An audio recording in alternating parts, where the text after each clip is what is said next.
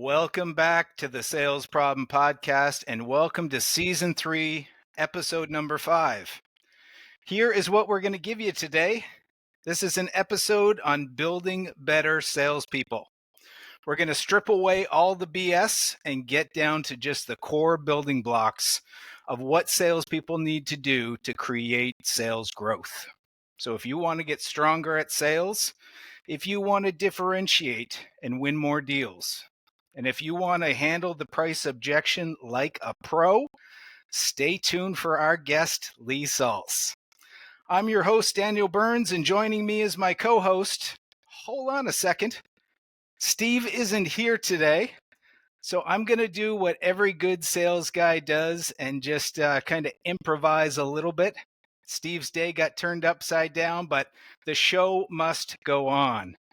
So I'm going to get straight into our coffee partner, Crank Coffees, and just mention that today in my cup, I've got a little bit of morning glory.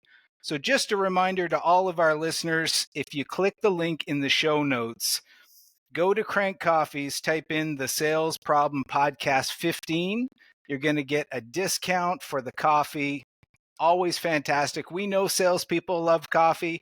Just a way to give back a little bit to our listeners. So let's jump straight into the podcast because I am excited. Let's go. So on our podcast, we've had coaches and consultants, and we've talked about things like mindset, habits, and execution. But today, we focus on the number one reason why this show exists: sales performance. Our goal on this show is to make salespeople better, and our guest, Lee Salz, is an absolute expert on this subject. Lee is the award-winning, best-selling author of 6 business books. His bestsellers, Sales Differentiation and Sell Different, have been called the 1-2 punch that every salesperson needs to differentiate what and how they sell to win more deals at the prices you want. And I can't wait to dig into that, the prices that you want. In 2022, the Institute for Sales Excellence named Lee Speaker of the Year. And he was recently named to the 2024 Top 30 Sales Thought Leaders by Global Gurus. Lee is a sales contrarian. I can't wait to pick his brain on that, who combats old school, ineffective selling methods and challenges you to think differently about your sales approach, which you're going to experience on this podcast today. And I had to add this in that Lee is a powerlifting champion who just broke a Master State Championship record with a bench press of 330.6 pounds. I hope I got that right, Lee. What an absolute beast. Lee, welcome to the Sales Problem Podcast. We're so pumped to have you here. How are you feeling today? What an introduction, Daniel. Thank you. Thank you. Excellent. Well, the first segment on our show, Lee, for season 3 is the classic elevator pitch. All salespeople have to explain themselves pretty quickly. You've only got a couple minutes to make an impact. So for our listeners, we're going to throw you on the elevator. I'm going to give you some different topics, pretty broad topics, but give us your best 1 minute or couple minutes of advice on these topics. Okay. Here we go, Lee. We're jumping in on floor number 1. How do you be different as a salesperson? Wow. Well, that's a conversation I have so often with salespeople. How can I differentiate myself? And one of the questions that I love to ask salespeople is, who knows more about the world of potential solutions in your industry, you or the people you sell to? Now, we've got this thing called the internet. We have this AI and ChatGPT. Yet, I've never had a salesperson say to me, the people that I sell to know much more about the world of potential solutions in my industry. It's never happened. It's never going to happen. So they have an opportunity to become experts in their arena because their prospects need their help, whether they recognize it or not, need their help to make informed buying decisions. So where salespeople have an opportunity to differentiate themselves is in the expertise that they develop, not only in what they're selling, but the individuals that they're selling to. So, for example, if I'm calling on CFOs, I can't just know about my product suite. I need to know about what are CFOs most concerned with. What are CFOs most concerned with in blank industry, like manufacturing? And by the way, ChatGPT is very helpful with that. If you put in a prompt that says, what are the biggest concerns that CFOs have today in the manufacturing industry? Guess what? It'll give you the answer. You can cheat. You can cheat. So, but that's an opportunity that salespeople have. And it's one that I recommend every salesperson take advantage of. Develop expertise in your arena. I love that point, Lee, because we do have access to the same AI and we can flip it around and use it on our side. Yeah, But I love that you make the point. It's not an excuse to say you don't need to be an expert anymore. You still need to be that expert. Bring in the absolutely. expertise. All right. Let's travel up to second floor. Second Let's floor. talk let's talk about the biggest sales problem. How do we create sales growth? Well, there's a few pieces to that. And you said I have to do an elevator, so it's got to be very short. Yeah. So, biggest one comes back to differentiating yourself. In the absence of differentiating, you know what makes the decision, right? The ultimate decision factor is price. Yep. And that's great news if you're the low price provider, not necessarily good if you aren't the low price provider. And understanding what your differentiators are is critical. But there's a step even more critical than that. And that's being able to communicate those differentiators in a meaningful way so that the person on the other side of the desk is just as excited about those differentiators as you are.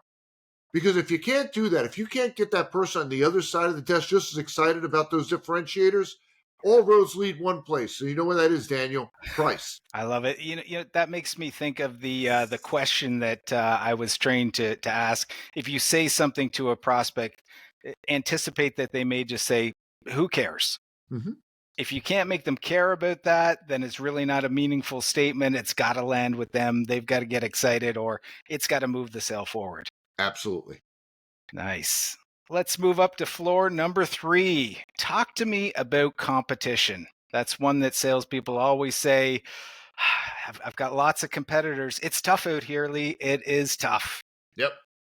And I'm going to give you an answer that you've not heard for that one. Oh, nice. I have a client where the CEO has banned the use of the word competitor, and he is 100% right. Because as soon as you refer to someone as a competitor, you're elevating their status. Selling is hard enough. Why do we want to elevate the other player's status? And that's the expression that they use, other players. And it creates a completely different mindset when you don't see it as competition, but rather there's other players. You can kind of see it's kind of vague. They're just kind of out there.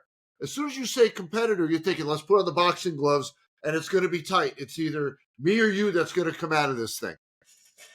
Oh, wow. I love that. Other players. I just Other wrote that players. down as a note. Let's go up to floor number 4, the final floor, the big one, price objection. Mm-hmm. How do we handle it? Well, again, I'm going to give you an answer that you probably haven't heard before. One of the biggest reasons why the price issue comes up is we're calling on the wrong prospects.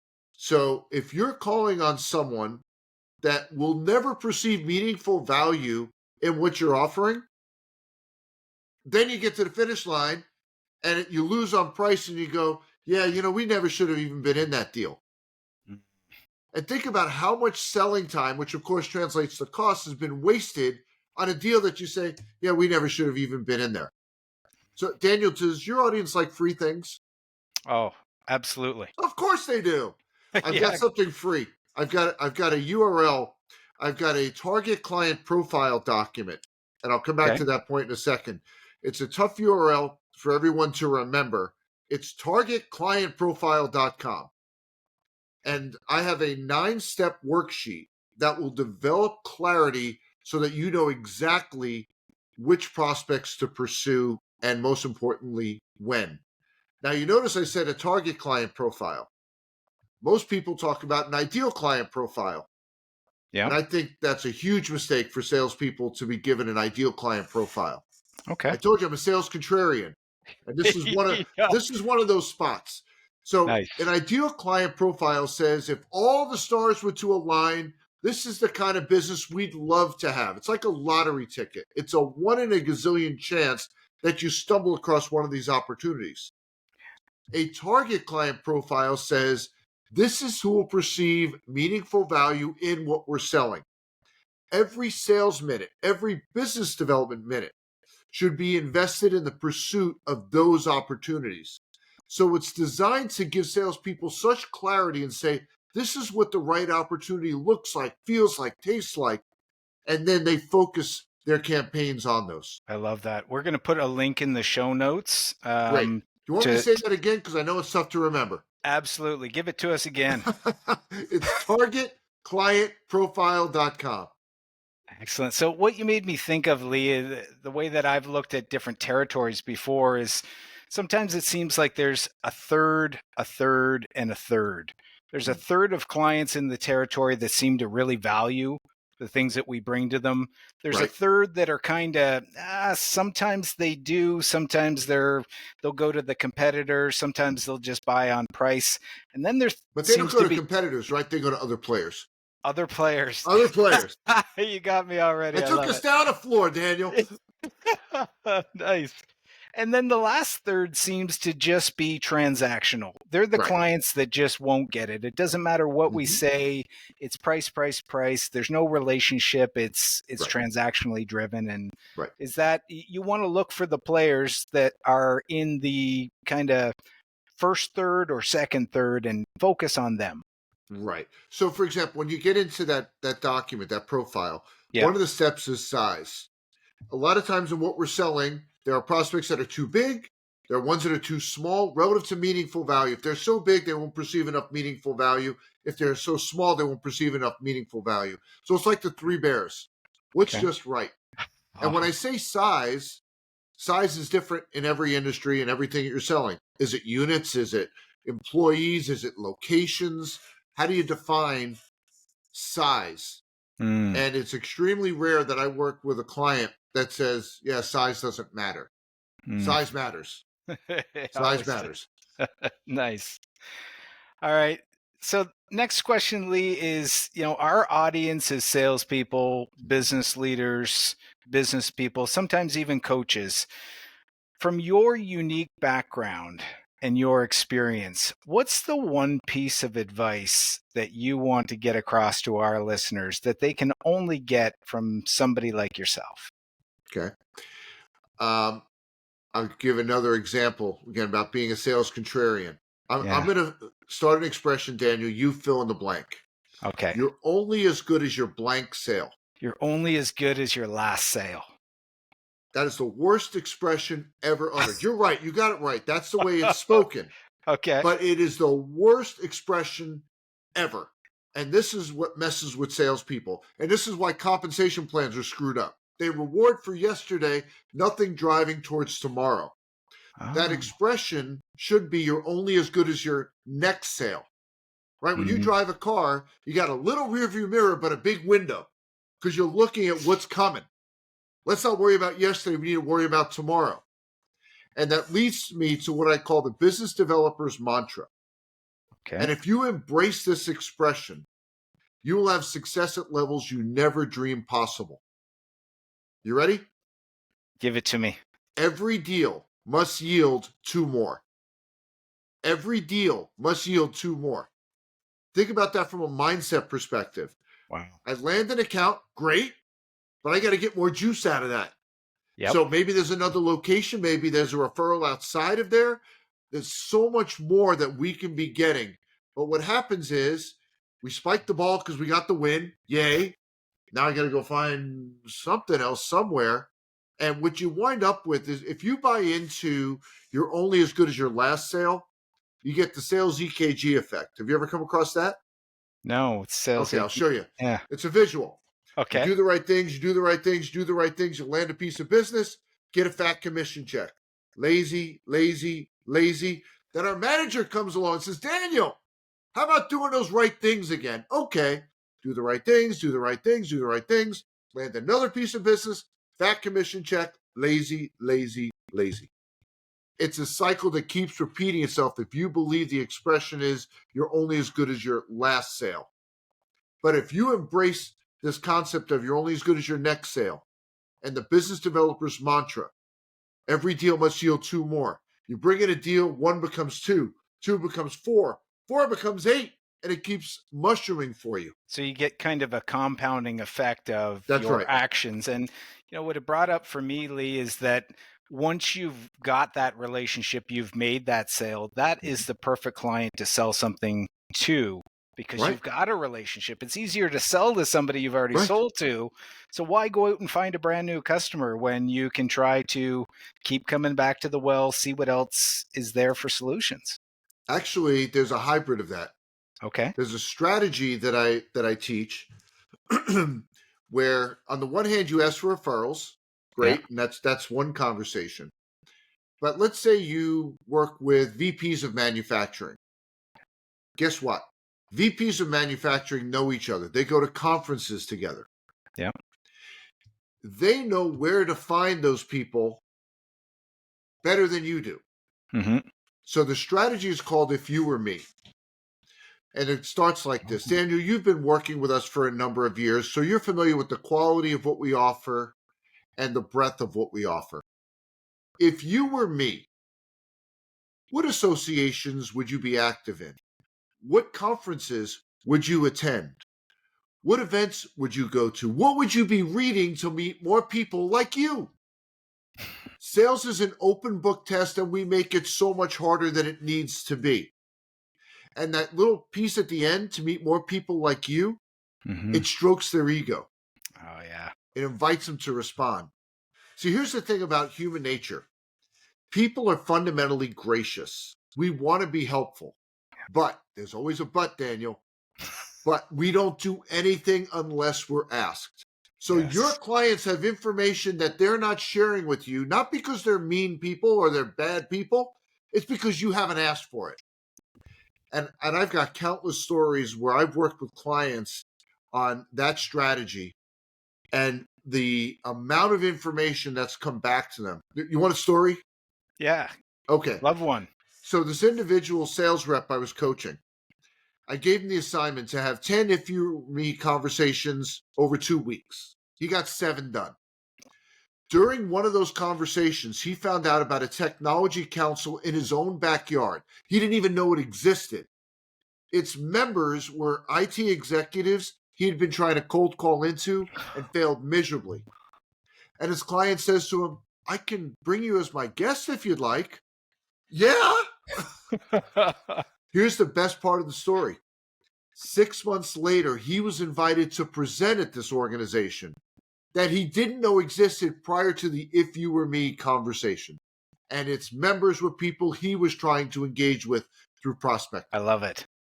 Lee, you've already dropped so much information for our audience already. Does that mean it's nap time? Can I go take a nap now? It's a masterclass. No, we're going to keep going. We're going to squeeze all the juice out of you that we can get here in the next Daniel, while. I mentioned referrals, and I said we'd come back to that. Recent study. What percentage of salespeople ask for referrals? I bet you it's a small percent. Would it be 11%? Wow. What percentage of satisfied buyers said they would give a referral if they were asked? I'd have to guess pretty high that people are willing to 91. give it.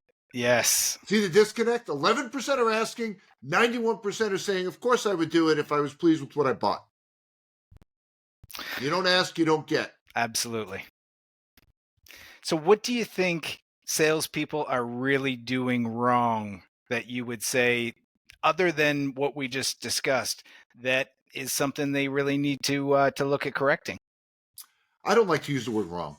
I mean, everyone's out there, they're doing the best they can, but there's always opportunities for improvement. And I think we talked about a lot of them.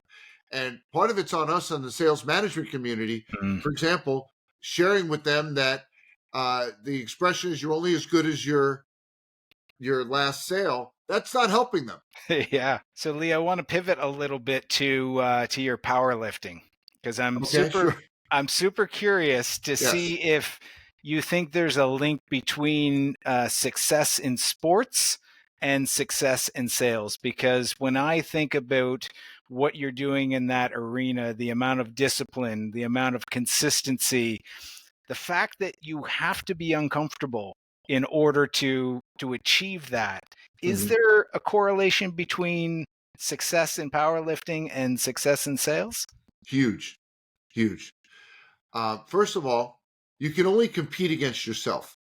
You don't know how you're doing against the other people in that competition because there's weight classes, there's age classes, and being able to do the math between, okay, so this person's this age, they're this weight, and this is how much they lifted. You don't know until afterwards. So you can only compete against yourself, just like sales, Yes. right?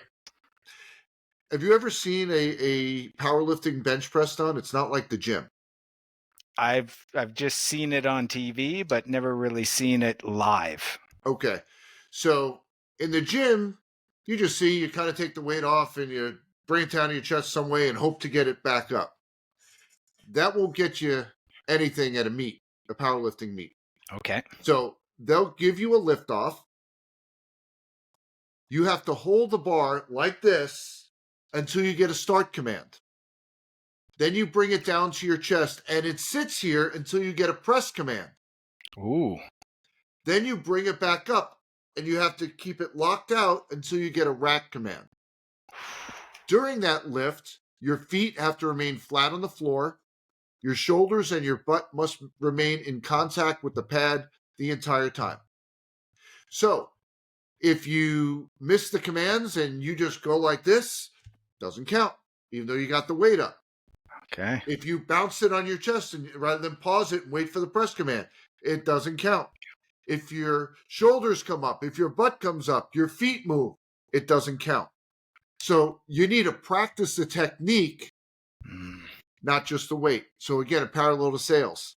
One of the things that I see so often, and I'm sure you've heard this as well, that salespeople are compared and contrasted with professional athletes. And I can see why, right? Competition, statistical data, all of that. But there is one difference so significant between professional athletes and most salespeople that it negates putting them in the same breath. Okay. What is it? If you look at what a professional athlete does, they work hours, days, weeks, months, years perfecting their craft so that when they're in the moment of competition, they perform flawlessly. What do most salespeople do? They play the game over and over again, hoping to be better the next time. Now, there's an expression in sales, a title that no one can give you, not your employer, not your manager, and it's professional salesperson. No one can give you that title. You earn that title.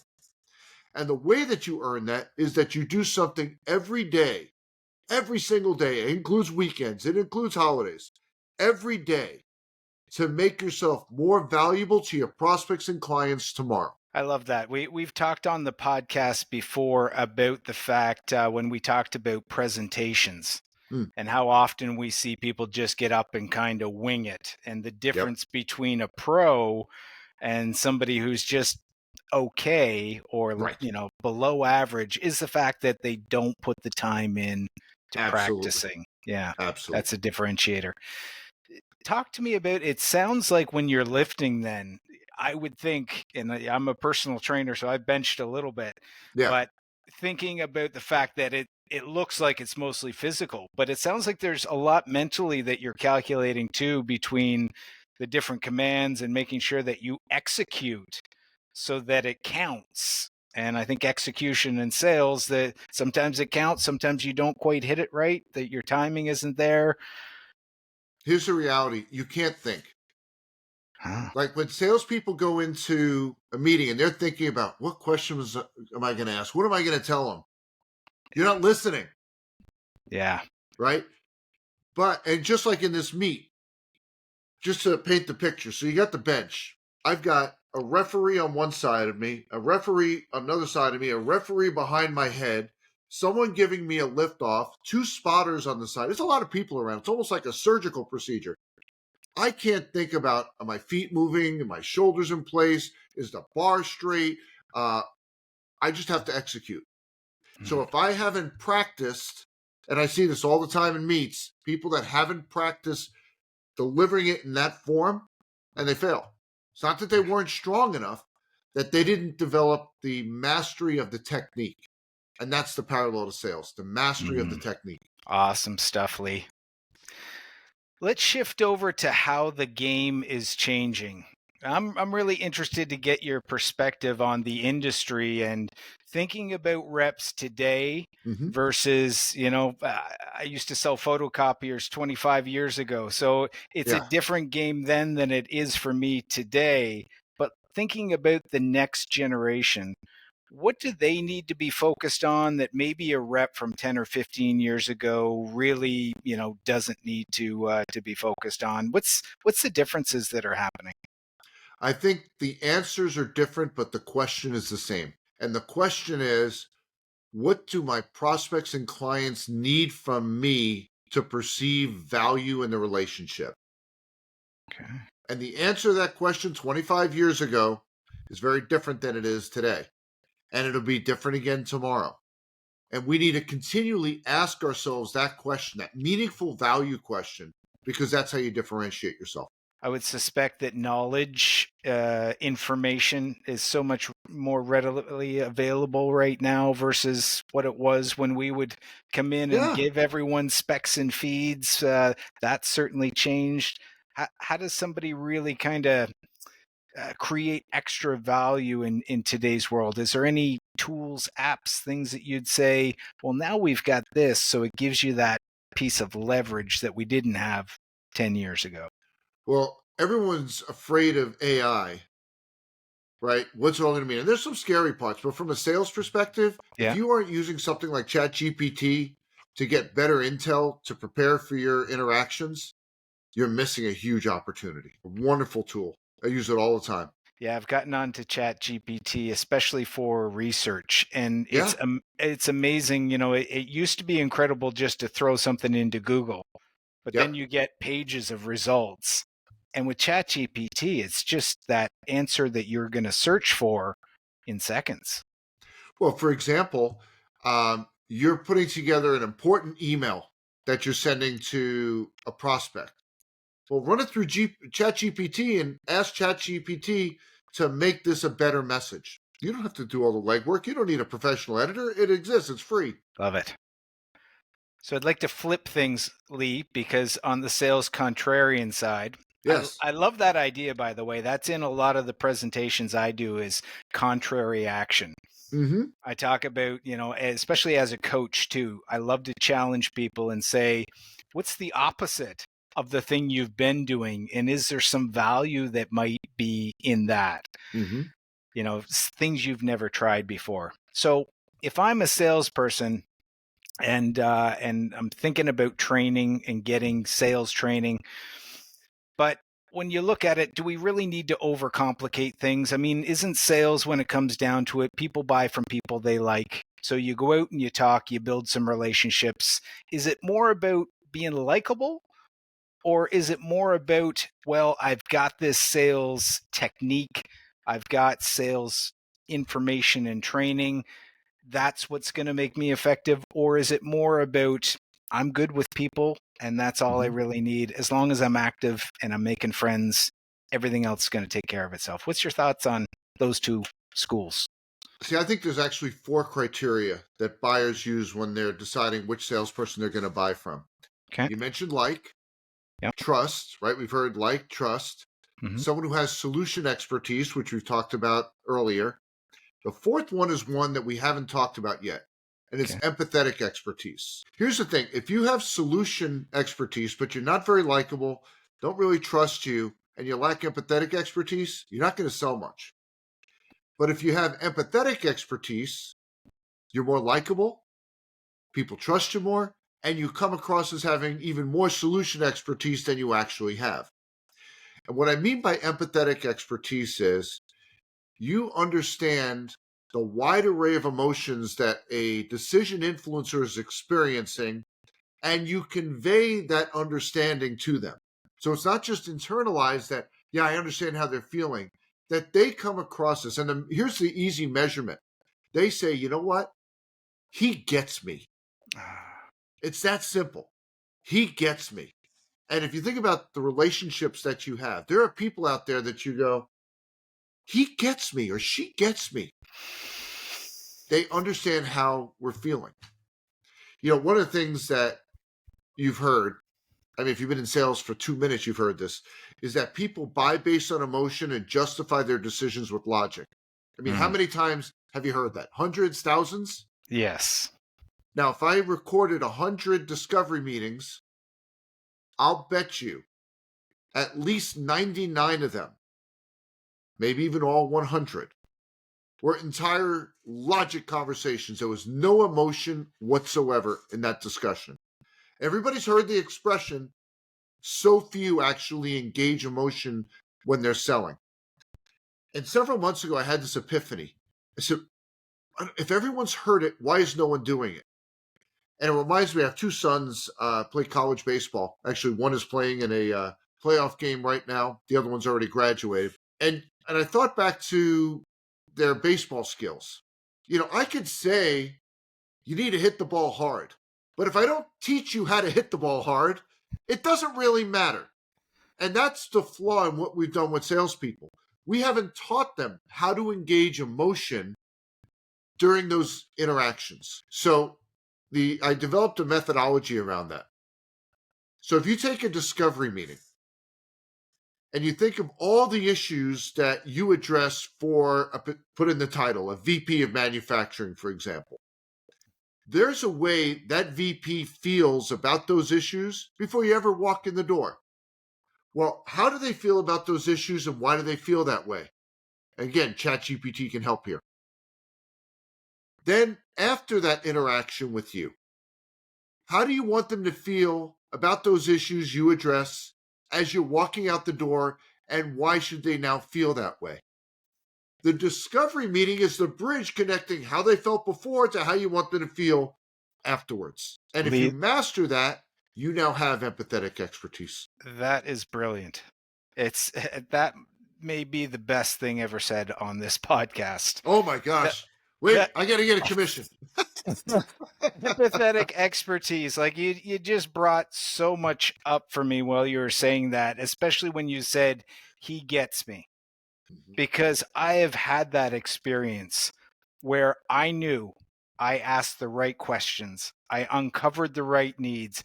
I understood what they were after. I got the sale. I delivered that solution, and there's a connection.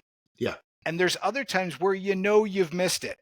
You're going forward anyways, Yep. but it's not there, and there's such a difference.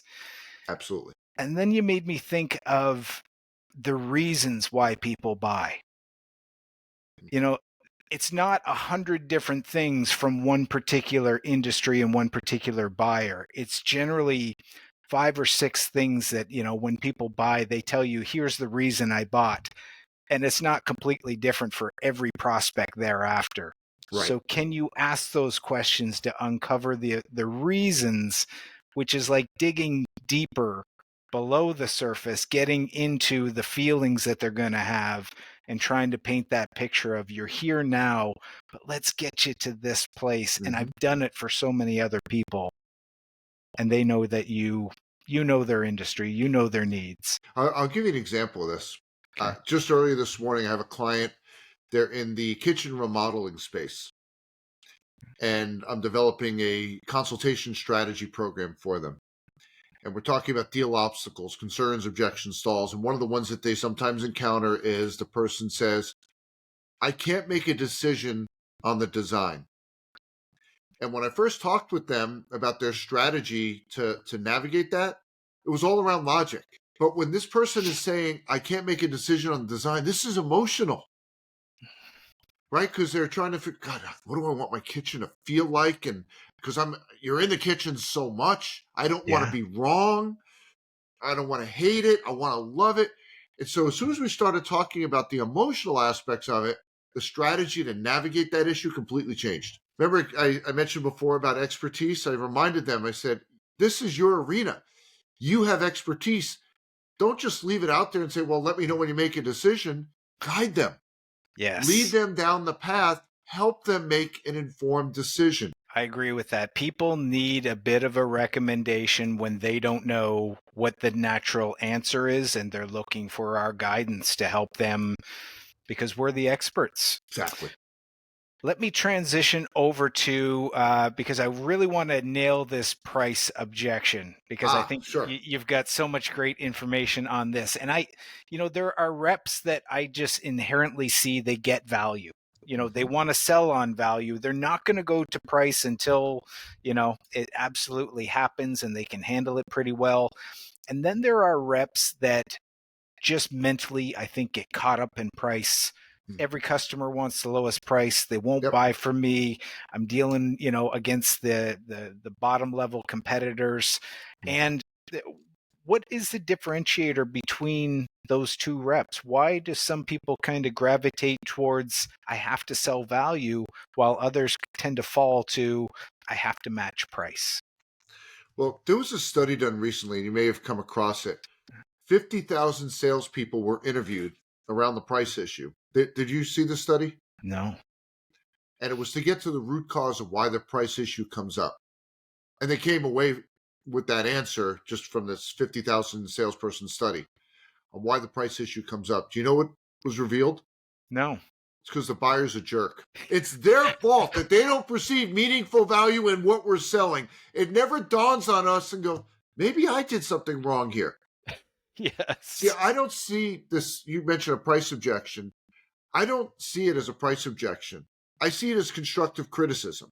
There's a scale, meaningful value and differentiating what and how you sell. Two sides, right? Mm-hmm. Whenever the price issue comes up, what they're saying to you is, you have not demonstrated enough meaningful value in support of the price you put in front of me. That's all it is.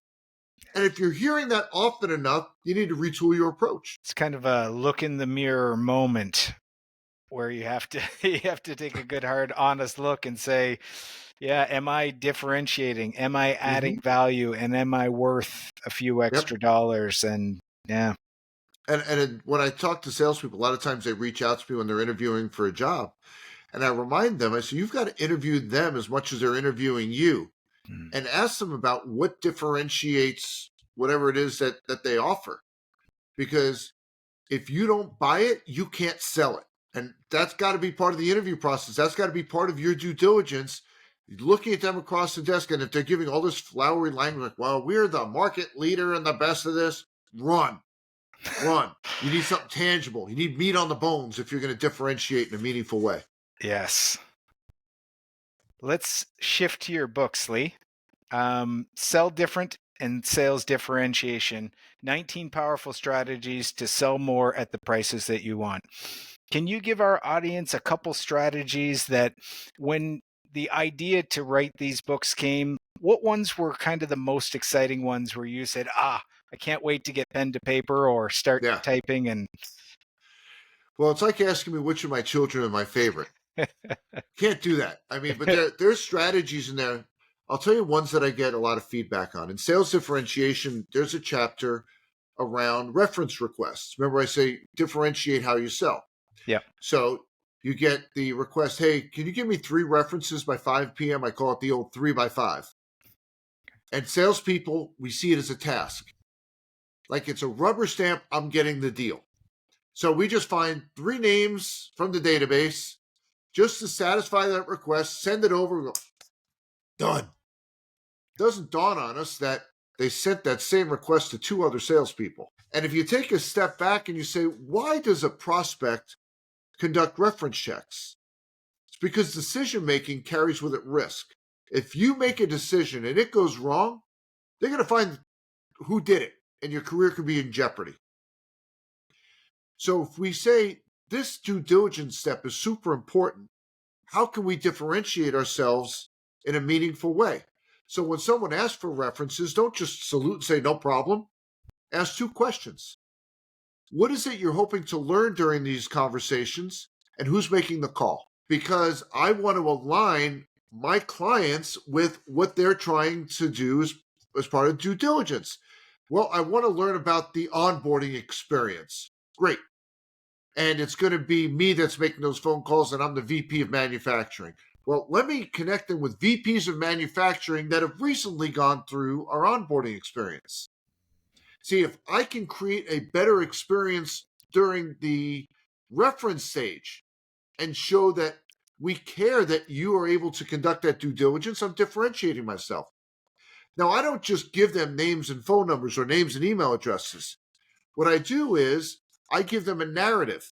Say, so Lee Salz is also a VP of manufacturing. He's in the metals industry, and we onboarded him 3 months ago. Like you, he had challenges with A, B, and C. So when you talk with him, make sure you ask him about A, B, and C. Now, I'm not leaving Lee Salz to chance. No one comes out of the womb knowing how to serve as a reference. So I'm going to say, hey, Lee, thank you for agreeing to serve as a reference for me. And by the way, you never blindly give out a name and number. You reach out to them, even if they've given you carte blanche. Use my name anytime you want. They might be on vacation, might be busy. If they don't respond, it looks negatively on you. So what I'm going to do is I'm going to coach Lee and say, hey, Lee, I've given Daniel Burns your contact information. Also in the manufacturing space, he's a VP. And guess what? He's got the same 3 challenges that you had before we started working together. So if you could bring up those 3 points, and I'll remind you, the 3 points were A, B, and C, that'll really help him to understand what it would be like in working with us. So I'm not leaving anything to chance. I'm going to manage and coordinate this entire scenario. I'm going to let my competition, in this case, I'm going to say my competition, the other players out there, if you will, let them give a name and a phone number, a name and email address.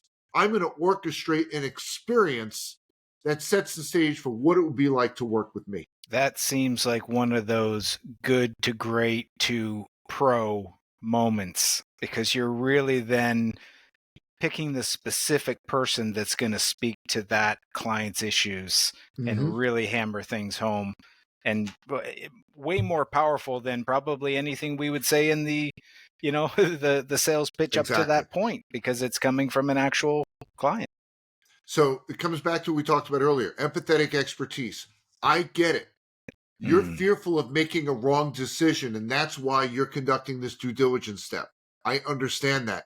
And that's why I'm so careful in providing these references to you so that you can validate whether or not we are the right provider for you. So I got to pick your brain on this one, because you're saying references. I'm wondering what your thoughts are on testimonies. Are you able to kind of interchange that a little bit? Should every salesperson have evidence of the success that they've had that's readily available, that they can say, here's proof that I'm going to do what I claim I can do, and have that at the ready?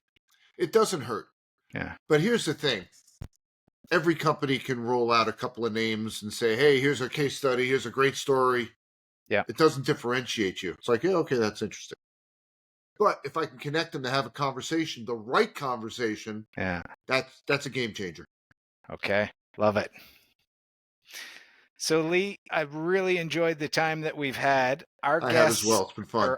Our audience are going to want to know where to find you, how to connect to you, to get all your material. It's going to be in the show notes, but just give them an idea of how they can connect.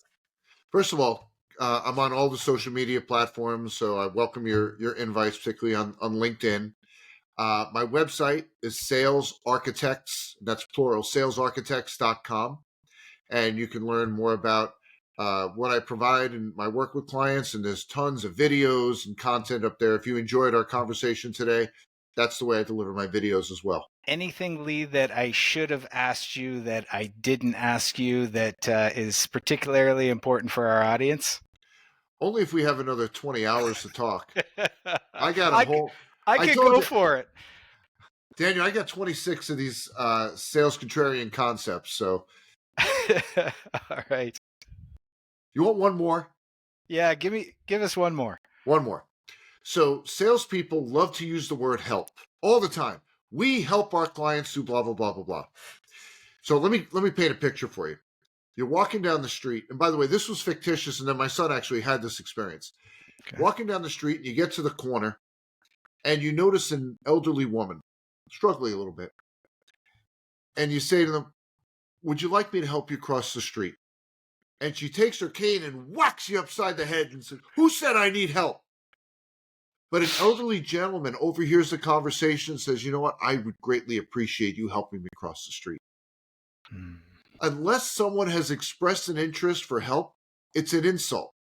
You're meeting with the head of a call center and you say, "I can help improve the experience that your callers have when they call your call center."